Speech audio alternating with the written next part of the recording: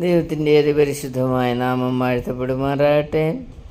നമുക്ക് ചിന്തിക്കുവാൻ വേണ്ടി ദൈവം തരുന്ന തിരുവചനം 1 ശമൂവേൽ 12-ാം അധ്യായത്തിൻ്റെ 14-ാമത്തെ വചനം നമുക്ക് വായിക്കാം. അവിടെ പറയുന്നത്, നിങ്ങൾ യഹോവയുടെ കൽപ്പനയെ മറുക്കാതെ യഹോവയെ ഭയപ്പെട്ട് അവനെ സേവിച്ച് അവൻ്റെ വാക്കനുസരിക്കുകയും നിങ്ങളും നിങ്ങളെ വാഴുന്ന രാജാവും നിങ്ങളുടെ ദൈവമായ യഹോവയോട് ചേർന്നിരിക്കുകയും ചെയ്താൽ കൊള്ളാം. എന്നാൽ നിങ്ങൾ യഹോവയുടെ വാക്കനുസരിക്കാതെ യഹോവയുടെ കൽപ്പനയെ മറുത്താൽ യഹോവയുടെ കൈ നിങ്ങളുടെ പിതാക്കന്മാർക്ക് വിരോധമായിരുന്നതുപോലെ നിങ്ങൾക്കും വിരോധമായിരിക്കും. അതുകൊണ്ട് ദൈവത്തിൻ്റെ കൈ നമുക്ക് വിരോധമായിരിക്കാൻ ഇടയാകാതിരിക്കണമെങ്കിൽ നാം എന്തോ ചെയ്യണം?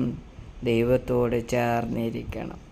ദൈവത്തോട് ചേർന്നിരിക്കാതെ മറുതലിച്ചാൽ ദൈവത്തിൻ്റെ കൈ നമുക്ക് ദോഷമായി ഭവിക്കും എന്ന് മറന്നു പോകരുത്. ദൈവം കൽപ്പിച്ചിരിക്കുന്ന സകല കൽപ്പനയും മറുക്കാതെ ജീവിക്കണം എന്നാണ് ദൈവത്തിൻ്റെ വചനം പറയുന്നത്.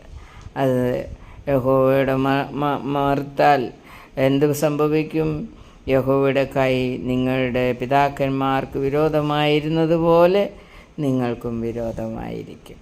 അപ്പം ദൈവം നമ്മളോട് സ്നേഹത്തോടെ ആയിരിക്കാൻ ദൈവകൽപ്പന നമുക്കനുസരിക്കാം, ദൈവത്തോട് ചേർന്നിരിക്കാം. ദൈവം തമ്പുരാൻ നമ്മെ ഓരോരുത്തരെയും അനുഗ്രഹിക്കുമാറാകട്ടെ. ആമേൻ.